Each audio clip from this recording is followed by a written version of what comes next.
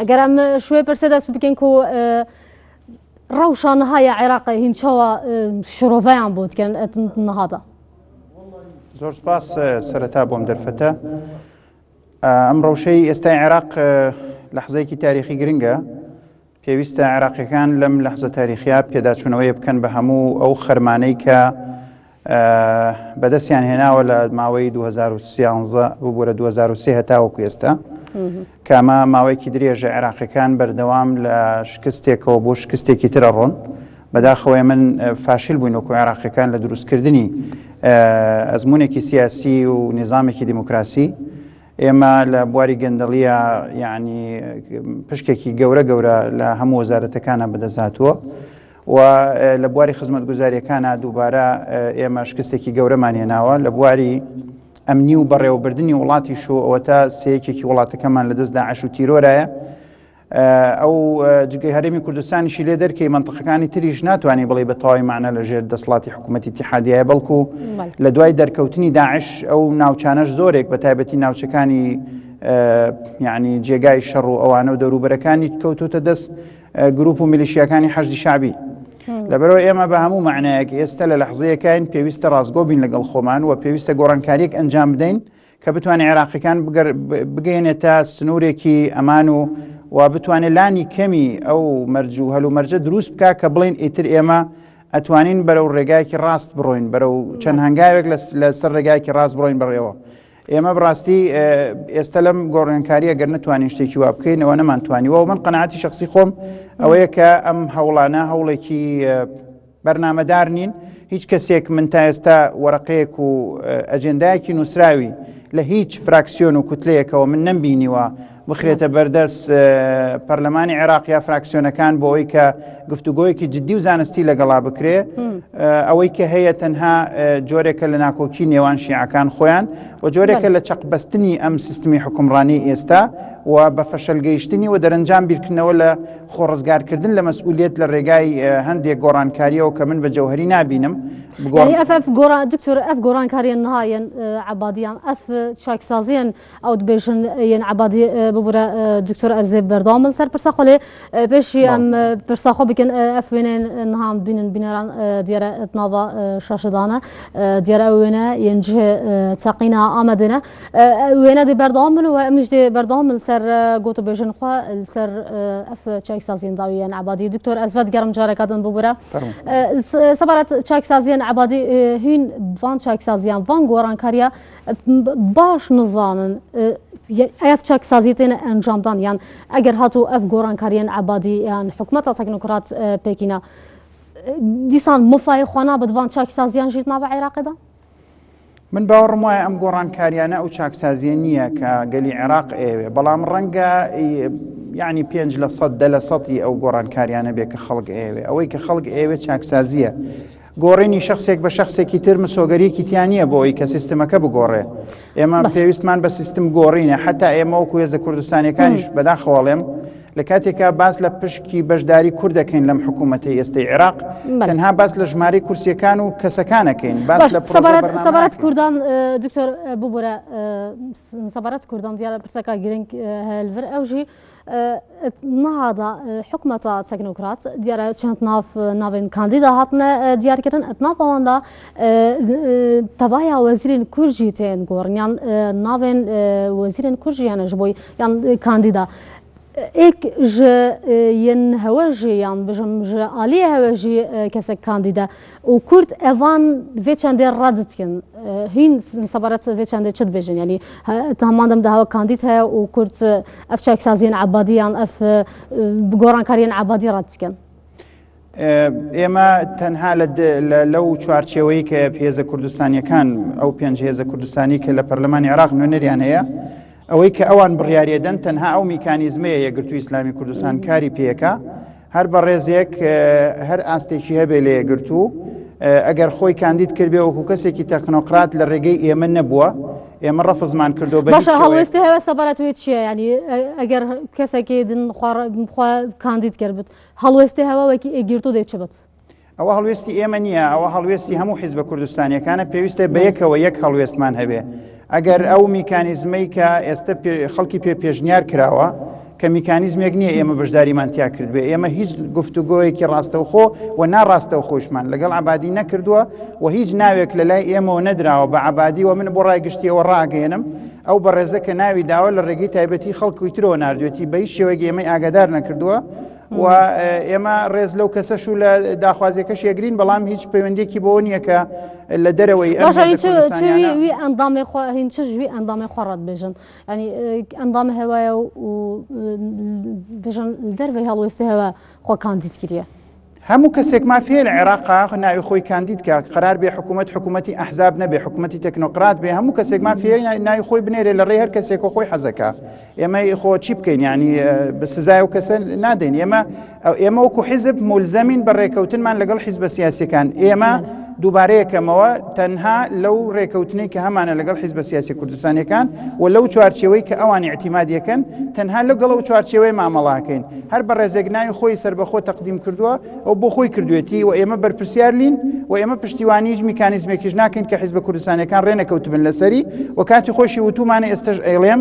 ئێمە پێویستە هیچ ناوێکی کوردستانی قبول نەکەین ئەگەر بێت و پەسەندکراوی ئەم 5 حیزبە کوردستانیە نەبێ جا ئەو میکانیزمەی کە ئەم حیزبانە ناوەکانی پێدەن بە عبادی ئەبێ لەسەری ڕێکەوین ئەگەر لەسەری ڕێکەوتین ئەو کاتە هەر ناوێکی تەکنۆقراتیش دراوە بە بەڕێز عبادی بهێنرێتەوە بۆ ناو میکانیزمی 5 حیزبەکە ئێمە پەسەندی بکەین ئەو کاتە بدرێ بە عبادی من بە هیچ شێوەیەک یەکگرتووی ئیسلامی کە من نوێنەرایەتیەکەم رازینین کە هیچ حیزبێکی کوردستانی ڕاستەوخۆ مامەڵە لەگەڵ عبادی بکە و ئێمە پابندین بە تەواوی معنا بۆ ڕێکەوتنی کە هەمان لەگەڵ حیزب کوردستانیەکان و ئێمە لە ڕێگەی تریشەوە لە ڕێگەی برایانی سەدرەکانیشەوە داوامان لێ کرا بە شخصی داوا لە من کرا کە ناویان پێ بدەم بۆ ئەوەی کە بیدەن بە عبادی و لە ڕێگەی سەدرەکانیشەوە پشتیوانی خۆشیانی بخەنە سەر من رازی نەبووم هیچ ناوێک بدەم بە ئەو بەڕێزەی کە پەیوەندی پێوە کردم و ئێستا شتاکی دەکەم یەکگرتووی ئیسلامی هیچ ناوێکی نەداوە پشتیوانیش لە هیچ کاندیدێک ناکات لە چۆرچێوەی حیزبە کوردستانیەکانە نەبێ باش دکتۆر ئەگەر بۆ هەموو حاڵەتێکی هیندە دەنگی دنەوی کاندیدی خۆیان نە ئێمە ئەگەر حیزبە کوردستانیەکانی تر پەسەندی نەکەن دەنگی پێ نادەین یعنی گشتی ئەگەر پەسەندەکەن ئەگەر پەسەندکردن ویدەمی هیندە دەنگی دنێ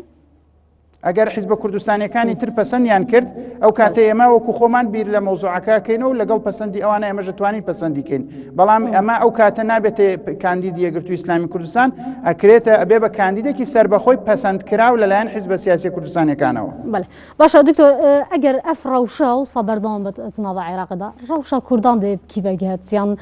کورد دێچلێ بەغدایە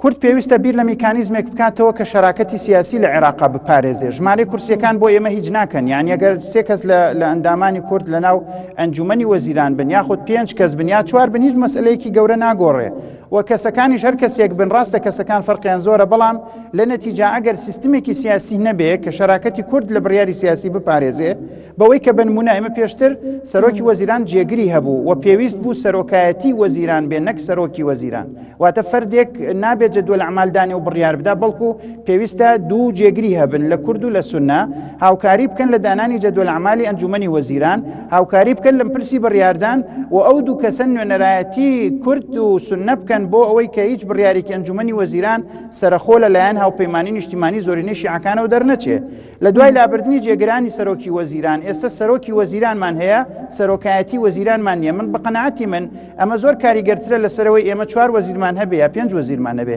ئێمە بێ بنمونە ئیش لەسەر ئەو مەجلیسە بکەین کە قرار بوو مەجلیسێک دروست کرێ بۆ پارێزگاری دەسەڵاتەکانی نێوان هەرێمەکان و بەغدا و ئەم مەجلیسی سیاساتی کە بڕیار بوو دروست کرێ دروست نەکرا ئێمە بێکار لەسەر ئەم شتانە بکەین زۆر گرنگترە حتا لە ژمارەی وەزیرەکانیشمان ئەبێ بیر لەوە بکەینەوە میکانیزمی دەستوری چییە بۆ ئەوەی کە کورد شەریک بێ لە بڕیاری سیاسی و پشتگوێ نەخرێ تەنەک تەنها بەبوونی ژمارەیەک لە وەزیرەکان بەڵکو بە سیستەمێکی لەوە کاریگەرتر بەڵێ دکتۆر ئەزیڤەگەڕم جەمتەلێ ئەم جاردن ڤەتگەرن سەر وێنێن ئامادە دیارە وێنە نهانەمان لێ ئەو وێنێن پێشتر ئەتناڤا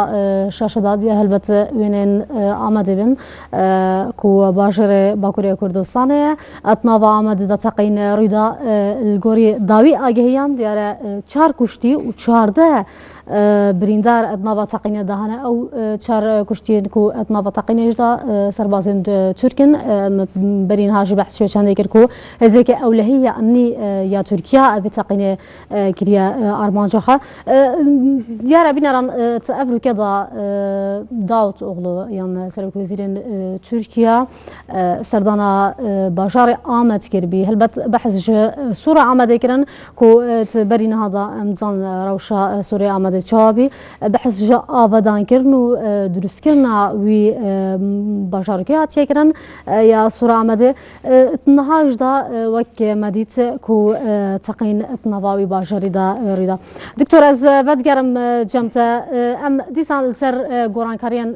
ناوا عراق دا باغونیان افتشاك سازين عبادي نها بحث جيكرين يعني ترونيشنا إيرو برلماني داكو بحث جيكرين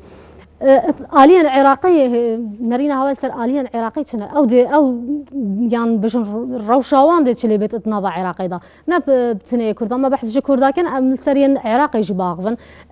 الروشاوان دي اتنافا عراقي دا تشابه عراقي كان بشوازي گشتی بأميدية زور روی تێکردوون و لەگەڵ نەمانی داهاتی نەوتیش بەو شێوەیە کە جاران هەبوو کە حکوومەت دەیتوانی بە هەندێک خزمەتگوزاری ڕووپۆشی ئەو حاڵەتە خراپە بکە کە سیستەمی حکومڕانی هەیەی لە عێراق ئێستا وەزعەکە وای لێ هاتووە خەڵک هەمووی نیگەرانن و خەڵک هەموو تووڕەن و خەڵک بەڕاستی بێئومێد بوون و هەندێک وەکو ئەڵێ پەندە کوردیەکە ئەڵێ ڕەحمە لە کفنزی پێشووەکەن ئەوەندە نەهامەتیان بینیوە لە دەست ئەم سیاسەتمەدارانەی نوێی عێراق و ئەمە بەڕاستی کێشەی نێوان شیعەکان خۆیانە بە دەرەجەی یەکەم ئەوان قەنەعەتیان وایە کە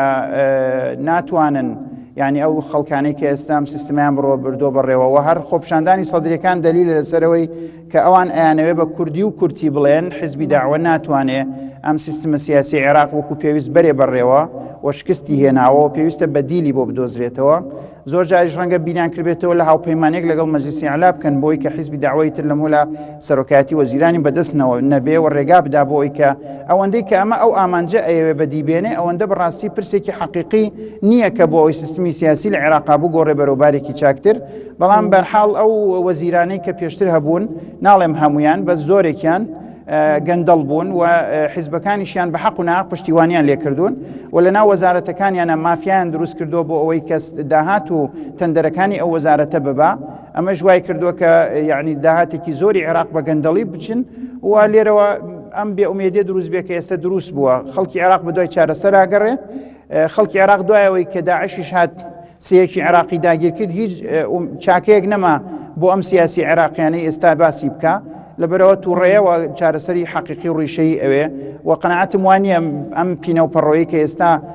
ئێمە خەریکین لە پەرلەمانیا لە حکوومەت ئەیکەین بتوانێت چارەسەری ئەو قەیرانە گەورەیە بکە کە ئێستا لە عێراقا هەیە پێویستی بە چارەسەرێکی ڕیشەیی ترێ پێویستە ڕازگۆ بین لەگەڵ خۆمان ئەو سیستەمە سیاسی کە تا ئێستا پەیڕەویمان کردووە دەستکارێکی جەوهری بکەین چونکە بەم شێوەیە ناتوانین نیمە داخوازەکانی عێراقیان جێبەجێ بکەین. بەڵێ سپاس بۆ هەوا سپاس بۆ دکتۆرە موسەنامین سەرۆکی فراکسیۆنە یەکگرتووە لە پەرلەمانی عێراقەیە و ستودیۆ سلێمانیە دیگەلمەدا.